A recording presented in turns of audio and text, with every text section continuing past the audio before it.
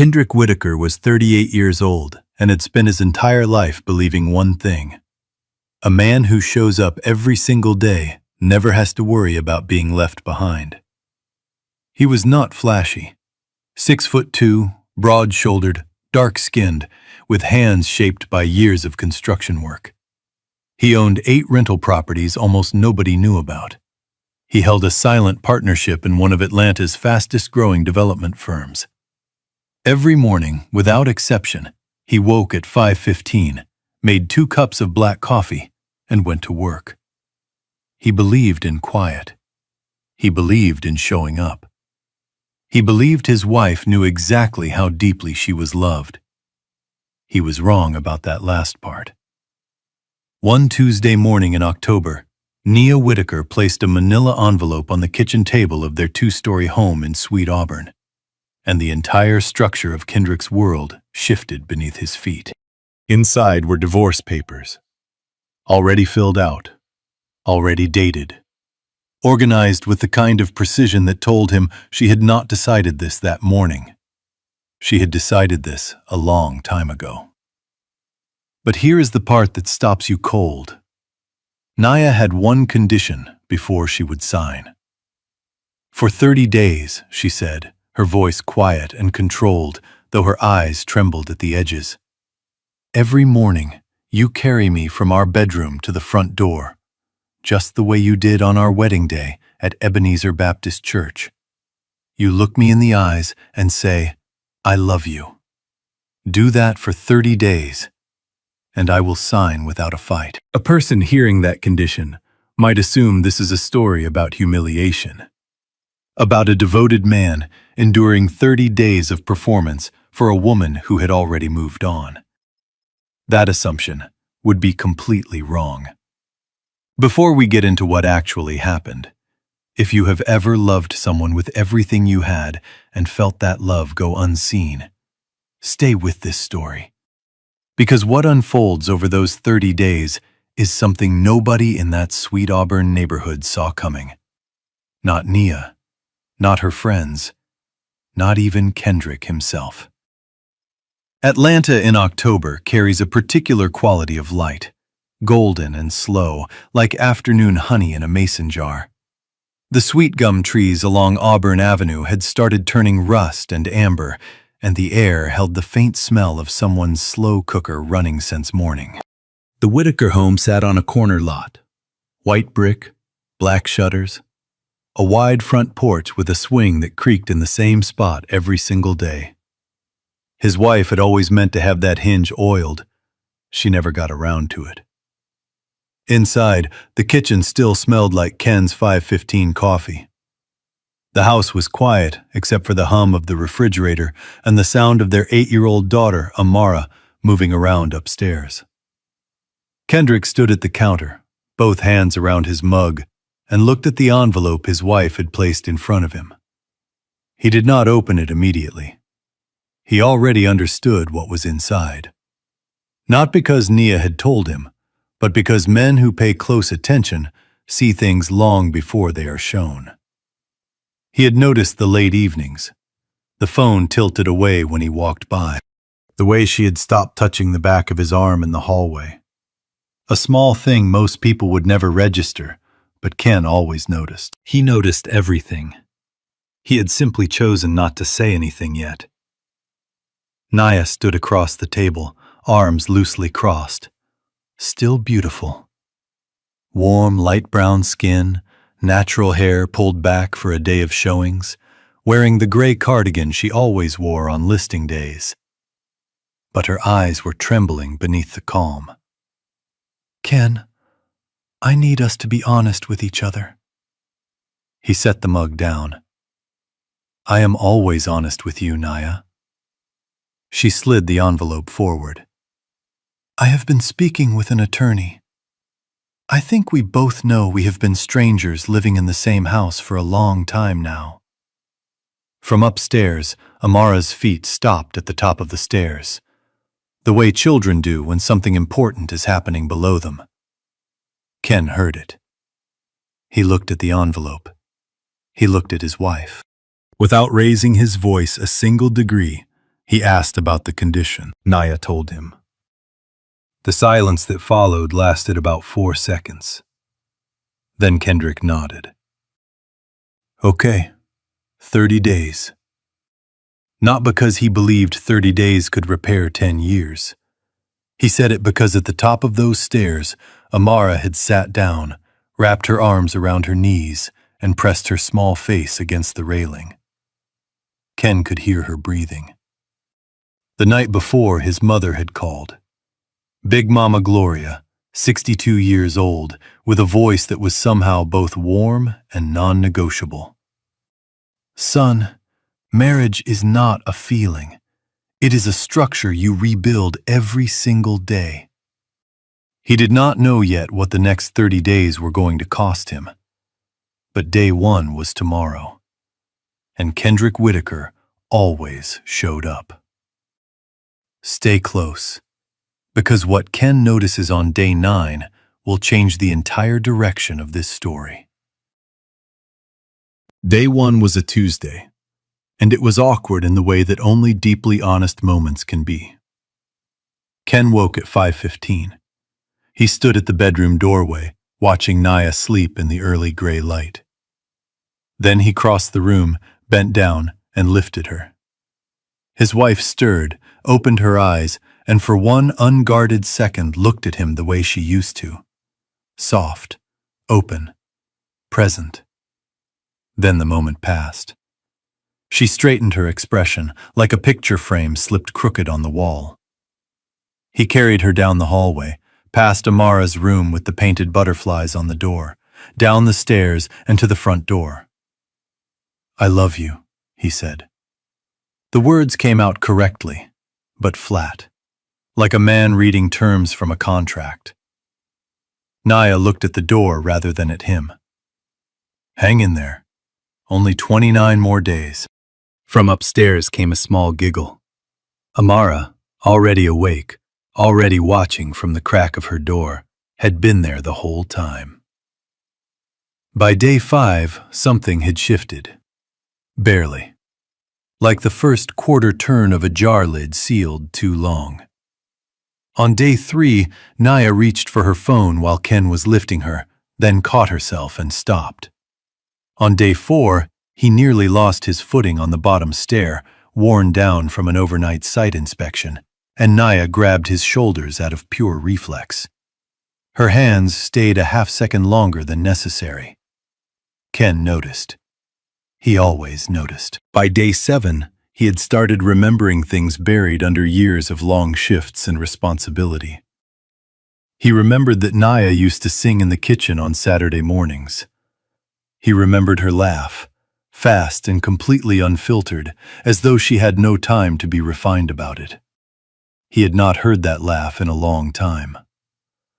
From a psychological standpoint, what was happening between them during these early days is called habituation, the quiet process by which the brain stops registering things it has seen too many times. After years together, they had each stopped truly seeing the other person. The 30-day challenge, with its enforced daily physical contact and repeated verbal affirmation, was functioning like deliberate exposure therapy, slowly reintroducing each person to the other, stripped of all the defensive noise that had built up over a decade. It was not romantic yet, but it was something. On day 8, Ken cooked, not takeout.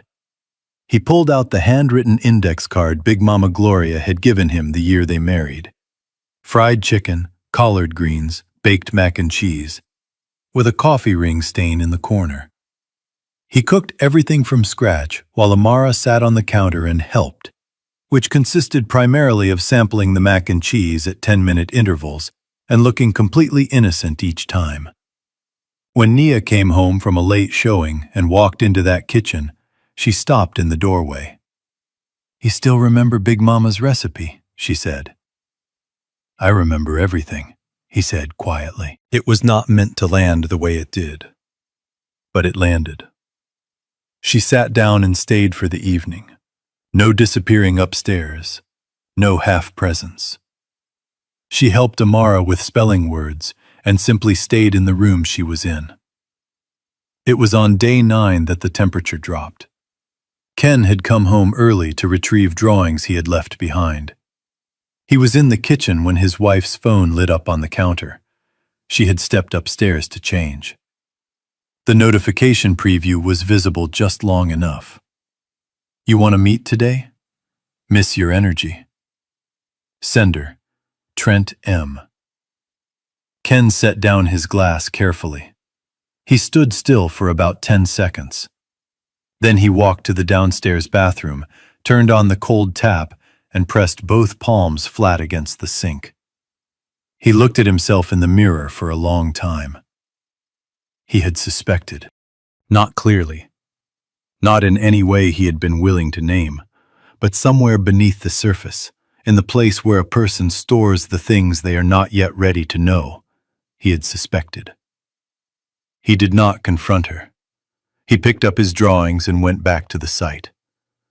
What Ken did in that moment reflects what therapists call protective withholding. Not denial and not passivity. It is the instinct of a person who understands that detonating a situation before fully understanding it serves no one. The mind's first response to betrayal is rarely rage. More often, it is a controlled stillness, a quiet gathering of information before any action is taken. Ken was not weak. He was thinking. Day 15 arrived, and with it, something neither of them had planned for. After the morning carry, instead of separating into their separate days, they both simply stayed at the front door. And then they started talking. Not about schedules or logistics, but about the actual weight of things. Naya talked about exhaustion, the kind that settles into your chest after years of performing confidence for clients and smiling in photos while feeling like the walls of your life are slowly closing in.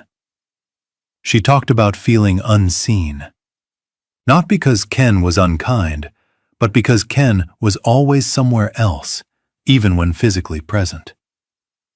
Ken listened. He did not defend himself. Then he said something honest. He talked about the invisible pressure of carrying everything quietly. The properties, the projects, the family's security, and how he had convinced himself that providing was the same as loving. That because his wife never worried about a bill, she must know how deeply she was loved. He had confused security with intimacy. Psychologists call this a love language mismatch. When one partner expresses love through provision and acts of service, while the other receives love through verbal affirmation and quality time. Neither is wrong, but when the currency of love does not match, both partners can end up feeling unloved inside a relationship where love is genuinely present. It is one of the most quietly devastating sources of marital disconnection, and it almost never announces itself until something breaks. Both of them had been lonely inside the same house for years. Neither had said so until that morning, standing at the front door in their sock feet. On day 16, Nia posted a TikTok about the challenge. The original caption read, "30 days to save a marriage." By the next morning, she had quietly changed it to, "This man still got it though." 200,000 views by sundown. Comments flooding in from women, writing, "This is my marriage," and men writing, "This is what I have been trying to say for years." Amara, who had been filming every morning carry on her tablet, read the comment section with the calm certainty of an 8-year-old who had known all along how this was going to turn out. That Sunday, the family attended Ebenezer Baptist together for the first time in 4 months. Big Mama Gloria watched them walk in, said nothing, and gave one slow nod, the way church mothers acknowledge something the Lord has already been working on. After the service, she put her hand on Ken's arm. "Love is not talk, baby. It is repeated action. You keep repeating it." He kept repeating it. And on day 18, what he found changed everything. Day 18 started the same way all the others had. 5:15. 2 cups of coffee. The October wind pressing against the windows, moving the porch swing in slow arcs outside. Ken carried Naya to the front door, said the words, then went back upstairs. He was looking for his inspection clipboard, left somewhere in the bedroom, and he checked the dresser, the nightstand, the closet shelf. Not finding it, he opened the bottom drawer of Naya's bedside table. What he found instead was an envelope, thicker than the one from the kitchen table, more organized, the kind of organized that takes time and intention. Inside were completed divorce papers, property division terms already outlined in careful detail. And as he read, something cold and precise clicked into place, because the division had been structured around one assumption: that Kendrick Whitaker was a middle-class project manager with one jointly owned property and a standard retirement account.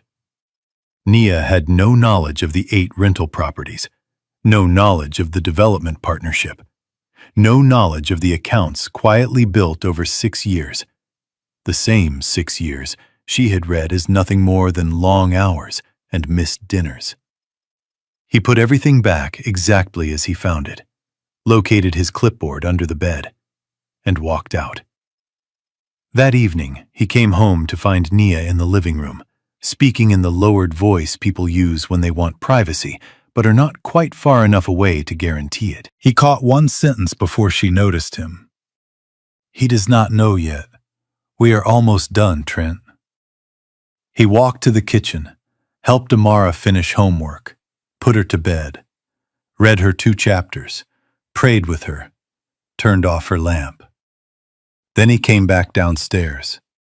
Mia was at the kitchen table, phone face down, hands flat in front of her, waiting. "I know about Trent," he said, quiet, deliberate. She opened her mouth, closed it.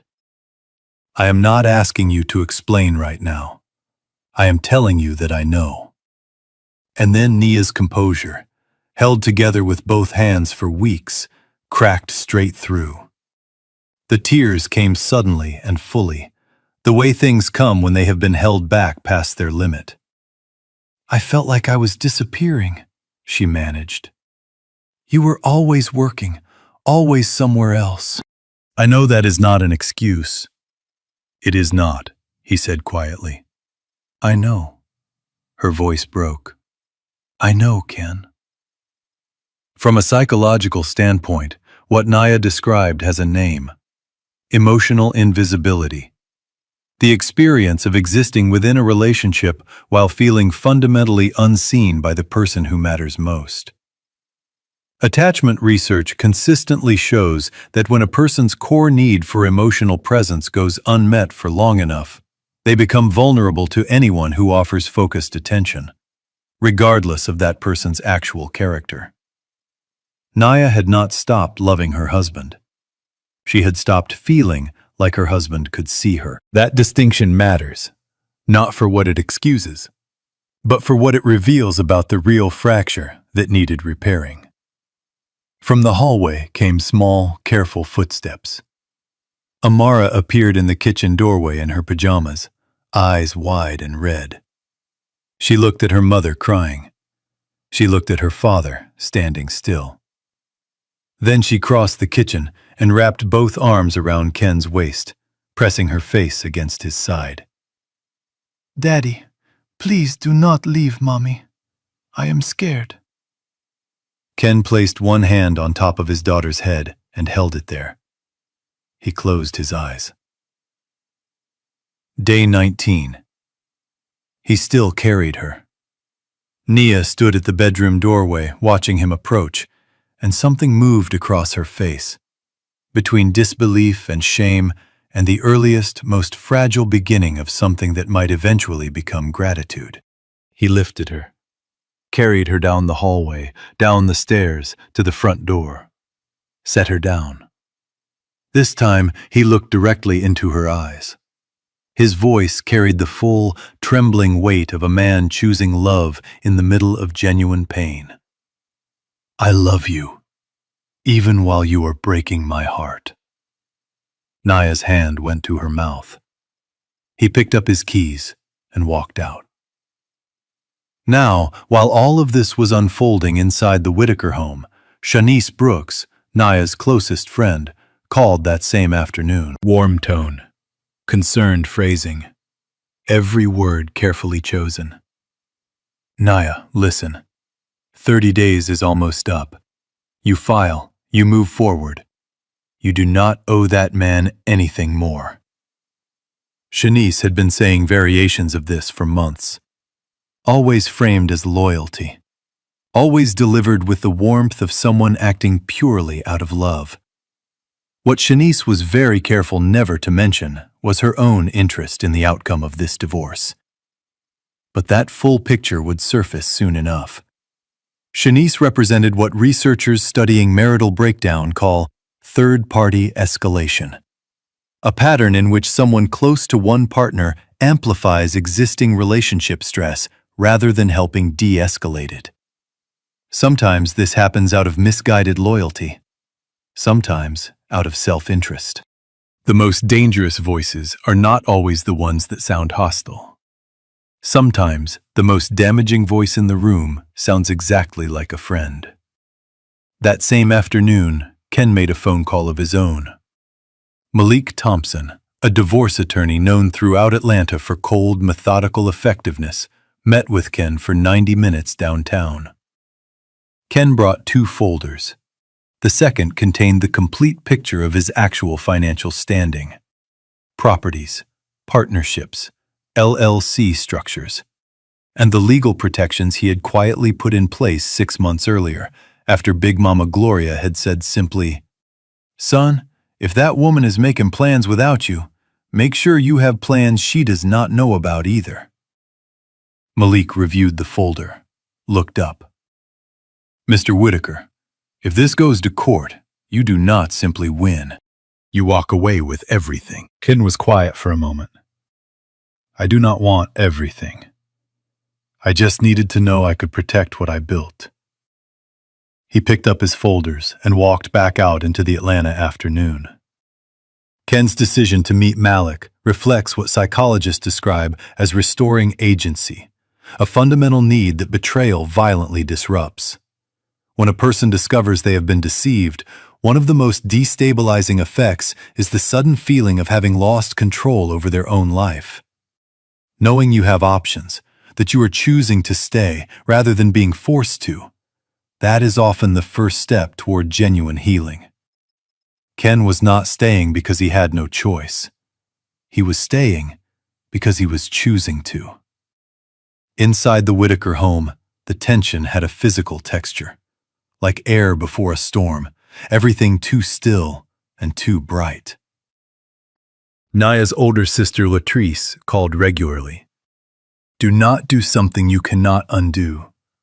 A good man is not something you throw away because a friend told you to find yourself. Amara drew a picture at school, her teacher sent home in a sealed envelope. 2 tall figures and 1 small one, holding hands in front of a house. The small figure was labeled me. Both tall figures were simply labeled home. Ken found it on the kitchen counter that evening. He folded it carefully and put it in the chest pocket of his jacket.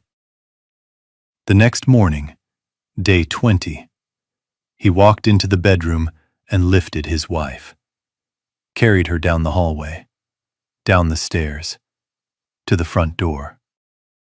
"I love you," he said. And Naya, for the first time in 20 mornings, said it back, quietly, barely above a whisper. "I love you too." What Nia was about to discover about the man she had been planning to leave, and what the truth about Trent Maxwell would finally expose, was something none of them were prepared for. It was Big Mama Gloria who told her, not out of cruelty, Because Gloria Whitaker had lived long enough to recognize a woman standing at the edge of a decision she could not walk back from. And she was constitutionally incapable of watching someone drive off a cliff when she had the truth in her hands. Day 25 was a Saturday. Nia drove over to Big Mama's house in Vine City to return a borrowed casserole dish. A 10-minute errand. But Big Mama met her at the door with sweet tea and the particular expression she reserved for conversations that were going to take much longer. They sat at the kitchen table.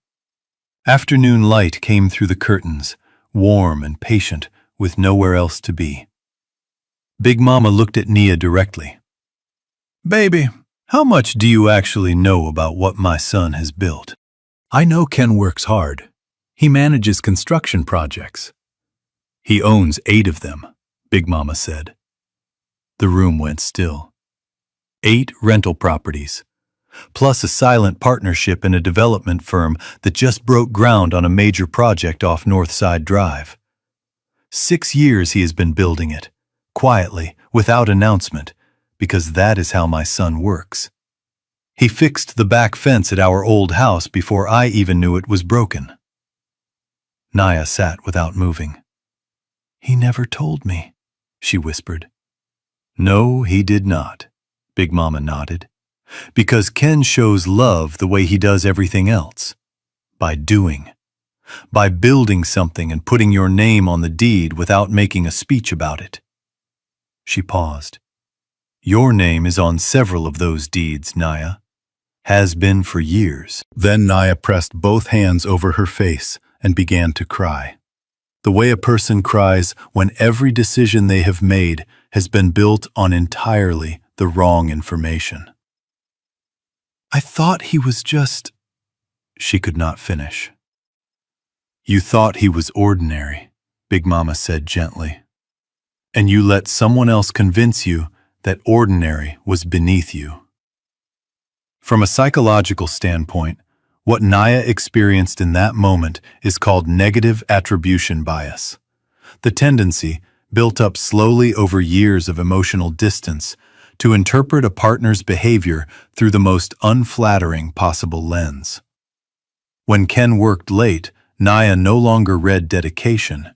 She read indifference. When he was quiet at dinner, she no longer read exhaustion. She read dismissal.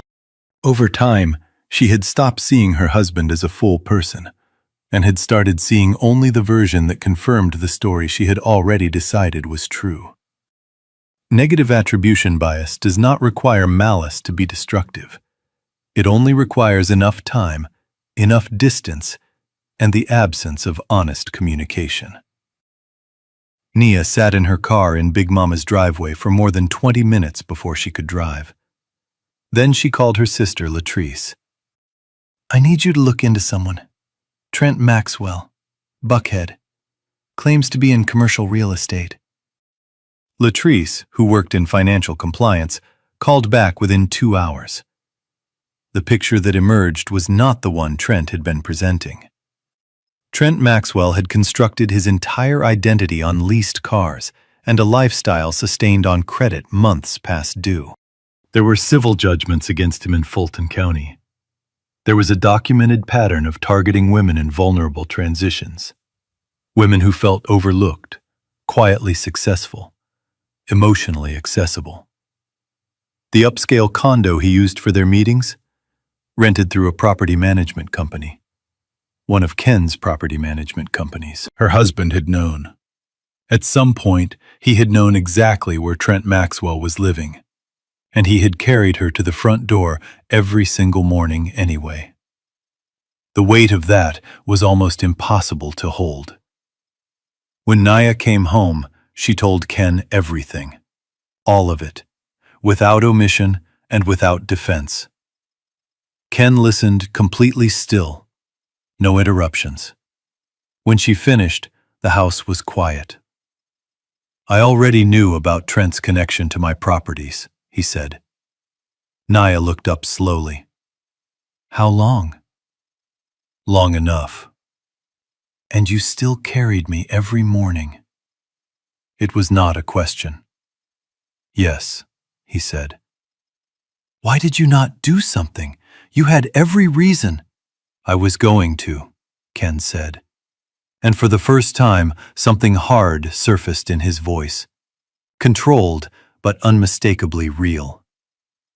I had paperwork ready. I was prepared to force him out. What stopped you? A pause. Amara walked into the room.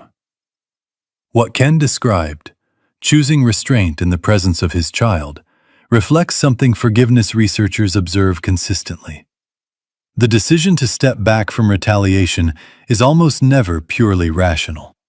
It is triggered by something that reconnects a person to their deepest values. For Ken, that connection point was his daughter. She did not simply interrupt his plan. She reminded him of who he was and who he refused to become. Studies consistently show that people who pursue retaliation report lower long-term emotional recovery than those who step back. The brain experiences revenge as problem-solving, but the relief it promises almost never matches what it delivers. What Latrice uncovered about Shanice Brooks completed the picture. Shanice had known about Ken's real financial situation for months, long before she ever started encouraging Nia to file for divorce. A mutual contact in Atlanta's real estate community had let the information slip at an industry event. Shanice had taken that knowledge and quietly worked it. Push Nia toward a settlement, position herself as the trusted guide, and find a way to benefit from assets Nia did not yet know existed. Every phone call, every "girl, you deserve better," every carefully timed nudge toward the attorney's office. None of it had been loyalty. When Nia understood the full shape of what Shanice had been doing, she did not cry. She sat on the edge of the bathtub upstairs in silence, the kind that follows the collapse of something you had believed in completely. Two people she had trusted. Both had been building something at her expense, and the one person she had been preparing to walk away from had been quietly, permanently, building something with her name on it. That night, the argument finally happened. The real one. Years of accumulated pain poured into the living room all at once. Nia's voice rose first, all the humiliation and grief and self-directed anger coming out together. Ken pressed his palm flat against the wall, once hard, and the framed wedding photograph from Ebenezer Baptist rocked on its nail. They said the things that had been sitting unsaid for years, about loneliness, about being invisible, about how two people who genuinely loved each other had drifted into parallel lives until they no longer recognized the person across the table. Upstairs, Amara sat at the top of the stairs with her stuffed rabbit pressed to her chest. She did not come down. She waited. Gradually, the voices got quieter, and quieter still, until there was only the sound of two people in the same room, spent and honest, and finally in the same place at the same time. The next morning, day 29, Ken walked in at 5:15. His wife was already sitting up, waiting. He crossed the room, lifted her, carried her down the hallway, down the stairs, to the front door. He set her down. Nia reached up and pressed both hands gently against the sides of his face. Her eyes were full. "I am sorry," she said. "I am genuinely sorry, Ken, for all of it." He covered her hands with his and held them there. Tomorrow was day 30, and day 30 was going to change everything. What happens on the final morning, and the secret his wife had been carrying alone for an entire week, is the part of this story you will not see coming. Day 30 came in on a quiet November morning. The air was cool and clean, the sweet gum trees finally bare, The sky, that pale, washed-out gray that settles over Atlanta in early fall. Stripped down, honest, showing you exactly what it is. Ken woke at 5:15, made 2 cups of coffee, stood at the kitchen window and looked at the empty street, the porch swing hanging still, the neighbor's cat crossing the yard with that early morning purposefulness cats carry like a personal philosophy. Then he set his mug down and walked upstairs. His wife was already awake, lying on her side in the low gray light, watching the door. She had been awake for a while, carrying things privately that she had rehearsed saying, then decided against, then rehearsed again. Ken came to her side of the bed. He looked at her for a long moment. Then he bent down and lifted her, one arm beneath her knees, one behind her back, the same way he had lifted her 30 mornings in a row, the same way he had carried her across the threshold at Ebenezer Baptist Church 10 years ago, while the whole congregation stood and Big Mama Gloria pressed a tissue to both eyes in the third pew. He carried her down the hallway. Amara's door was already open. She stood in the hallway in her pajamas, hair still wild from sleep, watching with enormous, careful eyes. She said nothing, just watched. He carried Nia down the stairs, to the front door, set her down, held both of her hands. When he spoke, his voice carried none of the hollowness of day one, just the full, honest weight of a man who had spent 30 mornings choosing, on purpose, to love someone even when that love was costing him something real. I love you, and I am not signing those papers. Nia's breath caught. I do not want this to be over, he said. I want to rebuild this, right here, with you. But only if you are completely in, because I am finished doing this halfway. The tears Nia had been holding all morning finally came. I do not want the divorce, she said. Her voice was barely there. I have not truly wanted it for a long time. I just did not know how to tell you I was drowning without admitting how much of the drowning was my own doing. She pressed her face against his chest. He wrapped both arms around her. Then she stepped back and looked up at him. There is something I have needed to tell you for a week. There is no right moment, so I am just going to say it. He waited. I am pregnant. The word dropped into the morning like a stone into still water. I found out 7 days ago, she whispered. I did not tell you because I did not know if we were going to make it. I was frightened. He pulled her back in, held her, said nothing for a long moment. From the staircase, Amara's voice broke through like light through a cracked window. Mommy, is it a good cry or a bad cry? Ken looked over Nia's shoulder at his daughter on the stairs, stuffed rabbit in hand, entirely convinced her presence could resolve whatever was happening, which honestly was not far from the truth. He smiled, full and unguarded, the first completely free smile in 30 days. It is a good cry, baby girl. Come here.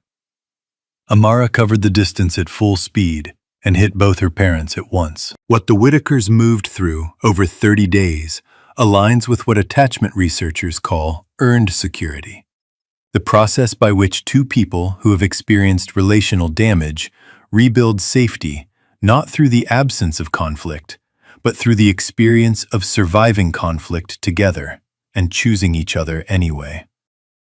The 30-day challenge had not fixed their marriage by erasing its problems. It had fixed it by forcing them, daily, back into proximity, until the armor they had both been wearing finally wore thin enough to allow genuine contact. Love is less a feeling that arrives and more a practice that opens a door. That weekend, Big Mama Gloria hosted a gathering in her Vine City backyard that started at noon and was still going at 7 in the evening. The whole Whitaker family was there. Soul food covered 3 folding tables. Gospel music came from a Bluetooth speaker on the back porch railing. Children ran through the yard. There was laughter and crying and the particular deep joy that comes not from everything being perfect, but from something nearly lost being found again. In front of everyone, Ken took the divorce papers from the envelope. He held one end. Nia held the other. They tore them in half together, then into quarters, then dropped the pieces into Big Mama's fire pit and watched them curl and dissolve into smoke. The family watched in silence. Then Amara clapped her hands, and the silence broke. Big Mama stood at the edge of the patio with her sweet tea, watching her son and daughter-in-law in the firelight. Then she turned to her neighbor Dorothy and said, "I told that boy 20 years ago, you want a marriage that lasts, you do not build it once. You build it every single morning you wake up." Dorothy nodded. "My Clarence used to say the same thing." "How long were you and Clarence married?" 51 years? Big Mama nodded slowly. Then Clarence was a very wise man. The following week, Nia removed Trent from every platform she owned. No announcement, no confrontation. Just quietly, the way you close a door on a room that holds nothing you need. She did the same with Shanice. Ken called Malik Thompson. 4 words. Close the file. We are good. And together, they called their church and scheduled their first counseling session. The Whitaker family was healing. But what they built from the ashes of those 30 days, and what arrived 6 months later, is the part of this story that will stay with you long after you have turned off the light. 6 months is not a long time in the life of a marriage. But sometimes 6 months is precisely enough to understand what you nearly lost, and to build something more intentional in its place.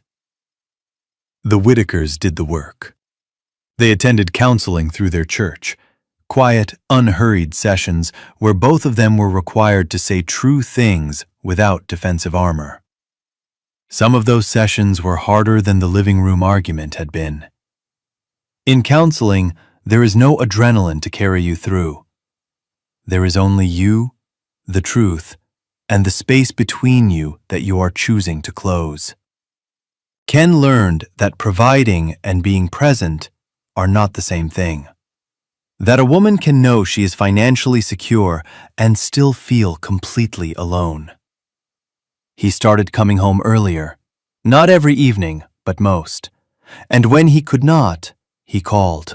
Not to relay logistics, simply to say, "I am thinking about you.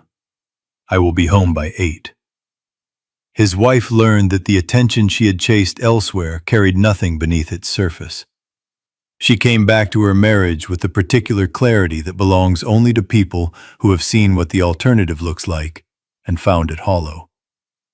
They still disagreed over dishes, school schedules, the work boots Ken left directly in the path of the back door, a matter of ongoing discussion since 2017. Marriage does not become frictionless because you have survived something hard. It becomes more honest, more willing, more worth the friction.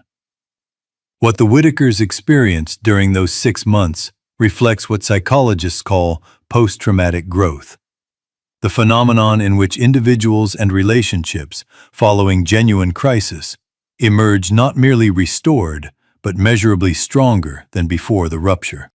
It requires something specific, the willingness of both people to turn toward the wound rather than away from it, and to treat honest communication not as a threat, but as the only real path forward.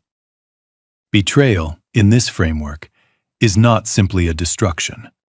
For those willing to do the work, it can become the most clarifying event a relationship ever survives.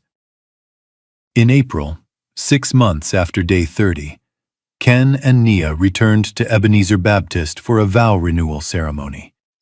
Just family, close friends, the couple from church who had been married 43 years sitting in the third row next to Big Mama Gloria, who had claimed that pew for herself sometime in the previous decade and showed no signs of relinquishing it. Amara served as the flower girl, with the gravity of someone given a significant civic duty, distributing petals along the aisle with focused precision and quietly checking her coverage twice before the ceremony began.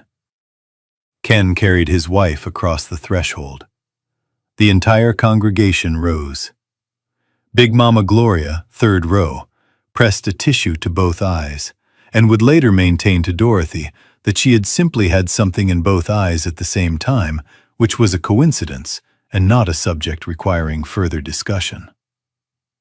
That evening, at the reception in the fellowship hall, which carried the exact smell every church fellowship hall in the American South has always carried, Ken took out his phone. He had never posted anything in his life. He looked into the camera and said, without any rehearsal, "Those 30 days did not save my marriage. They just opened my eyes to what I already had." He put his phone in his pocket and walked back to his wife. The video reached over 1 million views in 11 days. Comments came from across the country. Men saying it was what they had needed to hear. Women tagging their husbands. Older women writing, "This is exactly what our marriage looked like before we figured it out." Amara read the comment section with the composed satisfaction of an 8-year-old who had known the ending since the very beginning. 3 months after the vow renewal, Nia gave birth to a boy. They named him Elijah James Whitaker. Elijah for the prophet. James for Ken's grandfather, a man who had built 3 houses with his own hands and raised 6 children in one of them. When Amara met her brother for the first time, she studied him seriously for a long moment. Then she looked up. "He looks like Daddy." Ken laughed, fully, freely, in a way he had not laughed in what felt like years. Together, Ken and Nia launched a TikTok series called 30 Days to Save a Black Marriage. Not a program, not a formula. Simply their story, told honestly, with every jagged edge intact. The betrayal, the 30 mornings, the argument in the living room, the papers burning in Big Mama's fire pit. Thousands of couples across the country watched it. Some started their own 30 days. Big Mama Gloria watched every episode from her recliner in Vine City, nodding at the screen and saying, "Mm-hmm," in the particular way she had of confirming things she had known from the very beginning. This story teaches us something that no motivational quote could ever say better than a long marriage already has. Ken did not save his marriage with a grand gesture. He saved it by doing one small, specific thing: carrying his wife to the front door. Every single morning, even when it cost him something, especially then. If you have been married for decades, you already know this truth in your bones. Love is not the feeling you had at the altar. It is the Tuesday morning you made his coffee without being asked. It is the way you still set 2 cups out of habit, even now, even years later. Those small, repeated actions are not minor. They are the entire structure. And here is the practical truth this story leaves behind, one worth writing in the little notebook you keep by the kitchen phone. The people we love most often feel most invisible to us. Not because we stopped caring, but because we stopped noticing.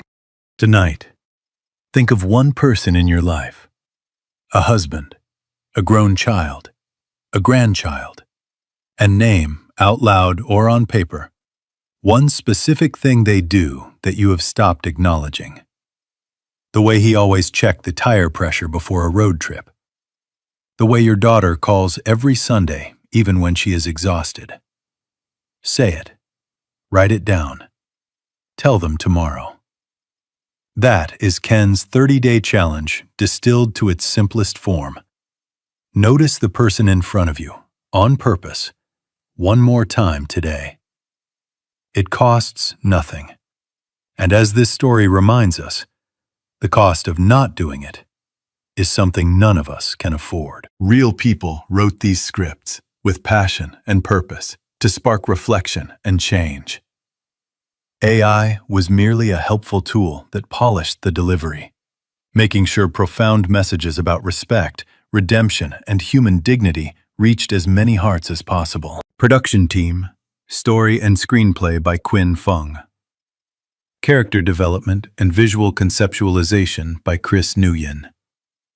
Video scripting and scene adaptation by David Nguyen. A passionate team dedicated to bringing this story to life.